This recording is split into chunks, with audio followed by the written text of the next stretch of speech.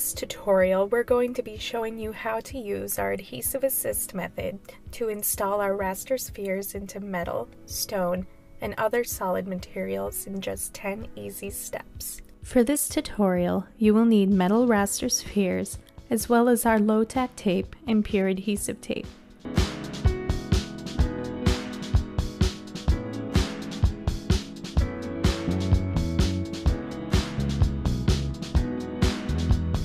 First, you will need to determine the placement of the braille on the sign.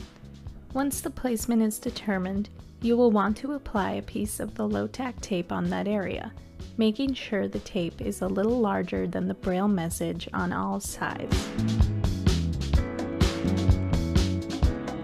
Next, insert the collet drill assembly along with the B50 carbide drill bit into the collet of the machine and tighten all the way down.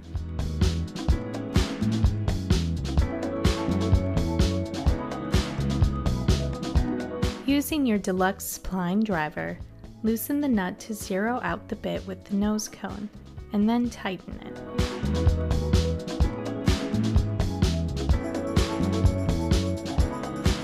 Turn the micrometer to .041 to allow for proper raster depth.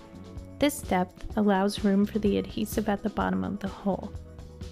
Also note that if you slow down the Z speed on your engraver when working with metal substrates, your drill bits will last longer and drill cleaner holes.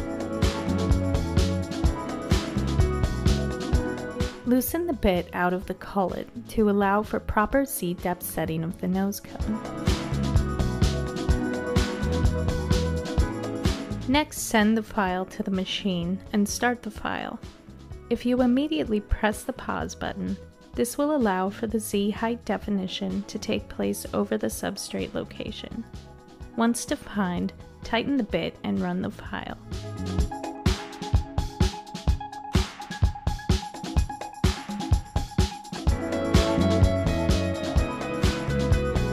Once your raster holes are drilled, apply a piece of pure adhesive tape over the holes.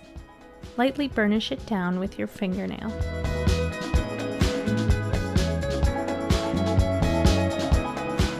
Using the raster pen, manually insert the raster sphere through the pure adhesive tape. Don't use too much force to push through the tape. You only need to press hard enough to seat the raster sphere firmly into the sign. Once all raster spheres are securely installed, carefully peel off both sets of tape by pulling on the low-tack tape. Try to avoid pulling it at a sharp angle. The excess adhesive should come off with the tape and require no further cleanup. Lastly, you'll want to check the height of the raster spheres with the calipers. Measure the height using a depth or height gauge.